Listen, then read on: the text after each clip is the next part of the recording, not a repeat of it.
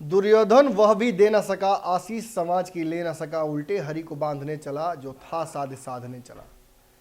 बिहार में जिस तरीके से जदयू भाजपा के समक्ष अपने प्रस्तावों को रख रही है और एक एक करके उन प्रस्तावों को भाजपा नज़रअंदाज कर रही है, ठुकरा रही है, ये स्पष्ट है कि नीतीश कुमार को इन सब चीज़ों को लेकर फैसला तो लेना होगा।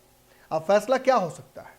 देखिए, अगर चिराग पासवान, तेजस्वी यादव और विपक्ष के नेताओं की बात माने तो बिहार में अब गठबंधन ज़्यादा दिन जदयू भाजपा का चलने वाला नहीं है। इसके अलावा भी कई फैक्टर्स हैं। वीआईपी के साथ जिस तरीके से भाजपा की अदावत चल रही हो, या मांझी जिस तरीके से दबाव बना रहे हों भाजपा पर, भाजपा असहज है। वो असहजता जो चुनाव के जस्ट बाद नीतीश कुमार के चेहरे पर दिख रही थी, वो भाजपा के नेताओं के चेहरे पर दिख रही है। लेकिन ऐसा नहीं है कि भाजपा बैकफुट पर चली जा रही है, भाजपा फ्रंट फुट पर खेल रही है। इसका कारण है संजय जायसवाल। संजय जायसवाल ने जितनी चढ़ाई की है जदयू ने, उतनी ही चढ़ाई का जवाब उसी तरीके से दिया है। जिस भाषा में जदयू बोल रही है उसी भाषा में जवाब दिया है, कई बार तो उससे कर्कश भाषा में दिया है। लेकिन इसकी वजह से हो क्या रहा है? इसकी वजह से वो भाजपा जो लगातार जदयू के आरोपों पर, जदयू के प्रस्तावों पर चुप्पी साध लेती थी, वो अब चुप नहीं हो रही है। वो अब मुखर होकर उससे कड़े शब्दों में जवाब दे रही है। इसकी वजह से क्या हो रहा है? इसकी वजह से विवाद और बढ़ रहा है। जदयू को मौका मिल रहा है, और जदयू से बड़ा मौका मिल रहा है विपक्ष की उन पार्टियों को जो इस इंतजार में है कि सरकार में हम कैसे आ जाए। इसका देखिए कारण एक ही हो सकता है, जदयू के पास वर्तमान दोनों हाथों में लड्डू है, भाजपा के साथ गठबंधन चलाए या फिर सरकार पलटकर कहीं ना कहीं तेजस्वी यादव के साथ सरकार बना ले। कांग्रेस भी तैयार है, अन्य दल भी तैयार हैं। नीतीश कुमार को लेकर एक व्यापक सोच राजद में है भी कि अगर नीतीश आते हैं तो हम उनके साथ मिलकर सरकार बना लेंगे। इसको लेकर जगदानंद सिंह ने कुछ दिनों पहले एक बड़ा बयान दिया था। जगदानंद सिंह ने एक प्रेस कॉन्फ्रेंस करके बिहार की राजनीति को पूरा हिला दिया था। बिना लालू तेजस्वी का नाम लिए उन्होंने सीधे तौर पर अपनी तरफ से नीतीश कुमार को ये ऑफर दिया कि अगर भाजपा आप पर दबाव बना रही है, यदि भाजपा आपको डिस्टर्ब कर रही है अपने कार्यों को करने में, चाहे शराबबंदी के इम्प्लीमेंटेशन हो, या विशेष राज्य के दर्जे की मांग हो, या फिर जातिगत जनगणना हो, इन सभी मुद्दे पर जिस तरीके से भाजपा आपको डिक्टेट कर रही है, यदि आपको कुछ बुरा लग रहा हो या आपको लगता हो कि आप असहज हैं, तो आइए हमारे साथ, हम आपको फिर से उसी तरीके से ताकत देंगे जैसा कि पहले से देते आए हैं। 2015 के बाद 17 तक जो परिस्थितियां थी महागठबंधन की, राजद चाहती है कि उन्हीं परिस्थितियों में फिर से नीतीश कुमार वापस हो जाए। हालांकि ऐसा हमेशा नहीं था। चुनाव में, पिछले 2 चुनाव में, आम चुनाव हो या बिहार के चुनाव हो, दोनों में पार्टी ने बहुत दमखम से चुनाव लड़ा। तेजस्वी यादव को मुख्यमंत्री बनाने को लेकर पूरी तरह आसान्वित थी पार्टी, यहाँ तक कि एग्जिट पोल्स में भी वही दिख रहा था। लेकिन परिस्थितियां रातों रात बदली और रिजल्ट्स में जो सामने दिखा वो देखकर राजद भी शॉक रही है। ऐसी स्थिति में 2 उपचुनाव की सीटों को हारने के बाद राजद का दम थोड़ा और निकला है, और अब राजद जुगाड़ टेक्निक से बिहार की सरकार में आने की तैयारी कर रही है। और उसके लिए सबसे महत्वपूर्ण है भाजपा नीतीश के रिश्ते में खटास बढ़ता जाना, जो कि ऑटोमेटिकली हो रहा है। इसके लिए राजद को कुछ करना नहीं पड़ रहा है।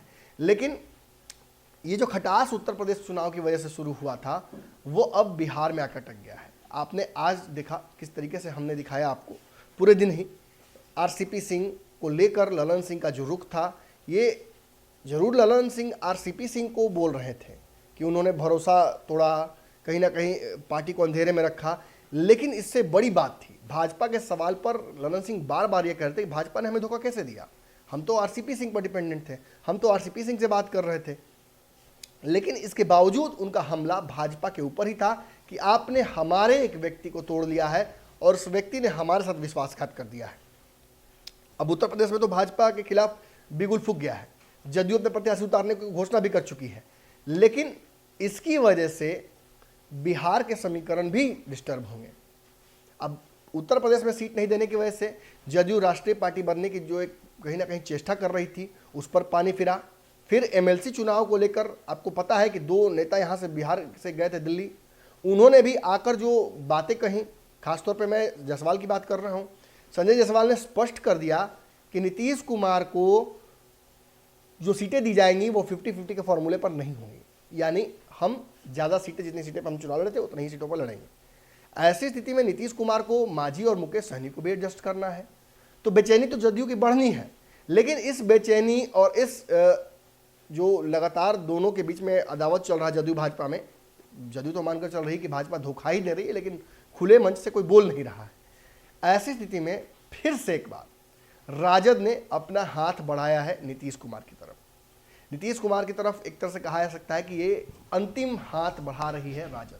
मृत्युंजय तिवारी हो या फिर जगदानंद सिंह, सभी ने इशारा किया है कि नीतीश कुमार अगर चाहें तो जिस तरीके से भाजपा बेइज्जत कर रही है, सवेरे भी बात करते हुए अलग अलग मीडिया चैनल से मृत्युंजय तिवारी ने साफ तौर पर कहा कि भाजपा ने नीतीश कुमार को इस लायक तक नहीं समझा कि एक सीट 2 सीट ही दे दे उत्तर प्रदेश में। एमएलसी चुनाव की बात, जहां पिछली बार हमने 10 सीट दी थी, इस बार लग रहा है कि उतनी सीटें भी देंगे नहीं नीतीश कुमार को भाजपा के लोग। यानी सीधी बात है, भाजपा नीतीश कुमार को बिल्कुल ही भाव नहीं दे रही है। ऐसी स्थिति में नीतीश कुमार को अपमान सह के उस गठबंधन में नहीं रहना चाहिए। हम आज भी खड़े हैं, नीतीश कुमार अगर चाहें तो हम उनको समर्थन कर सकते हैं जनता के हित में। अब पहले से ही वीआईपी के नेता कह चुके हैं कि वो लालू यादव में विश्वास रखते हैं। इसको लेकर भी भाजपा ने उनको सजा दी है।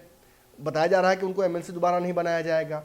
फिर उनके विधायकों को छेड़छाड़ की जा रही है। उनके एक विधायक राजू सिंह ने तो ये भी कह दिया है कि पार्टी के खिलाफ जाने की बात कर रहे हैं।